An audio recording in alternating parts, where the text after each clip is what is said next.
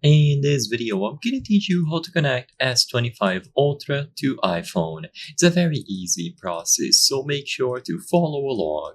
In this video, I'm going to show a very simple process to transfer any data that you have from an iPhone to your S24 Ultra. So to do this, you will have to run a specific application on your Samsung device.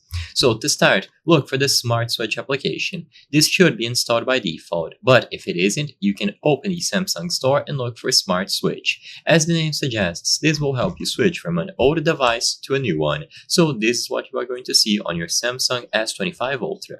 In here, choose the option to receive the data. So we're going to be receiving the data from the iPhone. Regardless of the model of the iPhone, you will still be able to transfer all of your data. When you choose this, choose iPhone/iPad as the source. And of course, if you want to transfer from an Android device, the option will also be available. So maybe you are going from S24 to S25, for example, that will also work. The process is the same. But since the focus of this video is iPhone, choose this option at the bottom. And now you will get the option to use a cable. I recommend using a cable because it is convenient, fast, and you don't have to waste time setting it up. But if you don't have a cable, or if you prefer, you can transfer wirelessly. So choose either of these options at the bottom.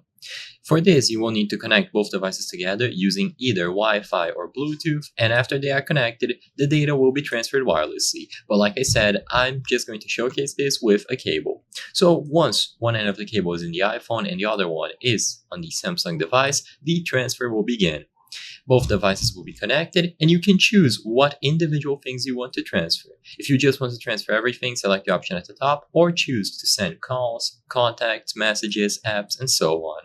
Once you select everything and you confirm, you just wait until this process is done. You will see this message on the iPhone screen, and you will get an estimate of time remaining.